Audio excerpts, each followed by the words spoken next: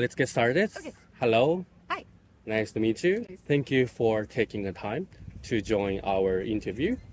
Today I want to ask about some questions. And first of all, what's your name and where are you from? My name's Angel and I'm from California, California. Which do you come from? Los Angeles. Los Angeles. Oh, cool. Why brought you to Japan and Hiroshima? Work actually brought me to Japan, and I've lived here for about a year. And I came to Hiroshima, of course, because of the history and exploring Japan in general and seeing different parts of it and the cultural significance around Japan. As you mentioned, you work in Japan. Where do you live now, currently? Misawa. Misawa, in Aomori Yes. Prefecture. Aomori Prefecture. I'm curious about the reason why you choose to Aomori Prefecture. And I also want to ask about your occupation in Japan. So my husband's in the military and he works for the Air Force in Misawa. Yeah. That's why. Yeah. Oh, okay. What do you do for living in Japan? Well, since coming here, it's kind of hard to work, so I'm a student right now. Students. What kind of school? Well, it's online right now, but I'm going for my nursing. Nursing. Well, the classes in the beginning are online, but when we go back to the States, I can finish clinical stuff. I see. Yeah. Okay. So far, you live in Aomori, and then when did you come to Hiroshima? My first time coming to Hiroshima was in October, so this is my second visit. Oh, Yeah. We got here 2 days ago. 2 days ago. Why did you decide to come to Hiroshima again?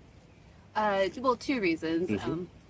Obviously, to see where a lot of serious things happened, and to be able to pay respect to the memorials, and to experience all of this. And gosh, Japan is just so beautiful in general, but the people themselves are so beautiful, and to see how bad it was, but how great they've made it is amazing. And aside from that, the food here is delicious. Food. Yeah. Oh, do you like the food in here? Yeah. Oh, what is your favorite Japanese food? Okonomiyaki. Okonomiyaki. Wow. As a Hiroshima citizen, I really appreciate it and respect you come to here again. Can you describe your first impression upon arriving at Hiroshima and this park? Oh, this park is gorgeous. After traveling around Japan so much, it's nice to be in a place where there's so much space. Like having a big park like this, and it's green and people can walk without running into each other, and maybe I'm just lucky and I came on a day that's not super busy. But it's you feel like you can breathe out here, and it's just beautiful. And nature wise, all of the trees are always different colors, and it never looks bare. It's just always green. It's gorgeous. Yeah, I agree with you. This park is the best. And as you mentioned, you went to Peace Memorial Museum. Yes. Do you remember feeling when you got there first time? Absolutely. It was heartbreaking. Yeah. No, it's incredibly sad just to see how bad everything really was. Especially coming from the U.S., you're taught a little bit about it, right? But you don't quite fully grasp just how much of an impact was made, not only the day of, but the years and weeks and months and everything that followed. Yeah, and the cultural impact it had on this area specifically. And it was just very touching and very sad. Very sad. Yeah. But I will say, when I came out of the museum the first time I visited, there was a school trip going on, and then going from such a sad outside, there were children singing, and it was they were singing the Song of Peace, I believe it was. It was a very specific song. Unfortunately, I don't speak Japanese, so I don't quite know what it was, but they were standing right outside these doors, and they were just singing this very happy song, and Happy everyone, song. yeah, everyone was so kind and loving, and just yeah, it was a very hard, very hard, but it was good. Okay. So you have a very complicated emotion? Yeah, it was bittersweet, very bitter because of how terrible it was, but also very sweet just to see how how the Japanese took such a terrible thing that happened and have focused on making it a positive, like not the thing itself being positive, but like we have to rebuild after this and we have to be better, you know, and yeah, and like never forgetting this, and it's very touching. Okay, so was there any exhibits that really stand out for you? Oh yes, the clothing was really hard-hitting, and also the shadow in the wall from the radiation that stayed, like that is wild. So those were the two parts of the exhibit that stood out the most to me. And like the letters from people and the teachers who were trying to protect kids, that was hard. I guess when you are a student, you learned about the history which occurred in the Hiroshima. What did you learn about the event of Hiroshima in America? So, gosh, it was so long ago, but I feel like the general gist of what we had learned was that there were 2 bombs that were dropped, you know, on Japan. And really that it was just like this devastating event to Japan, but like not full details about what Japan had experienced post Hiroshima, just more or less why the bombs were dropped and more of the American side of the war during that time.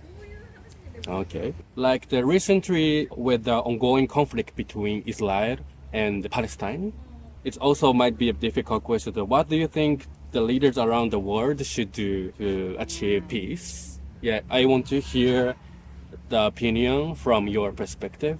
Yeah. Okay, well, that is a hard one, mainly because when the world is so run off of like greed, like that is the hardest part, right? Is like you're asking leaders of the world to like put down that thing that says I own this, or religions that say like this is mine, or listen to me, coming together to say, especially with what's happening in Palestine, to say that this is terrible, like this is an eradication of people, this is awful, would mean that everyone would have to own up to their part in it. And asking world leaders to do that's not like, it's not going to happen. They won't, you know, like they'll either say like, well, yeah, we supplied the weapons for that, or yeah, we're funding certain things, but they'll never say like, okay, we'll stop, because that's money, and money and greed kind of rule the world. Unfortunately, it's very sad. So as far as world leaders taking accountability in their parts of certain things and like stepping in to say like, no, like this is wrong, like people are being murdered in vast amounts, and like a whole culture is being punished for the acts of a group that is extreme, like that's just terrible. Like no one should ever have to experience that. It's awful. So that's a really hard question. You're asking people to put money, morals, religion, you know, cultural views aside, and I don't think we're really capable of doing that. Yeah, it's a very difficult question. As I grown up and I understand a lot of things, so I also understand the difficulty to achieve peace. And okay, what do you think each of us can do individually to contribute to peace? Putting our own personal views aside for the greater good, you know, what's right and what's wrong, I think is fairly generic as far as like, you know, we shouldn't be hating people for thinking differently than us. It's okay to agree to disagree, and loving each other's differences for what they are, whether we agree with them or not, you know, and being able to walk away and saying, I learned something new from this person. I feel like that's something we can do in our own parts to still stay true to who we are, you know, but also accepting people and learning from other people and what they believe in. And who they are as individuals and their culture. Yeah, and I think like sharing your experience in Hiroshima with people who live in your country, so it's gonna be a variable and a positive action. So to sum it up, I really appreciate to join our interview. So yeah, thank you for taking the time to cooperate with me. Thank you for asking. Like, that's really cool. Yeah, thank you so much. Yeah. Yeah, so hope you enjoy your rest of your stay in Hiroshima. Thank you. Thank you so much.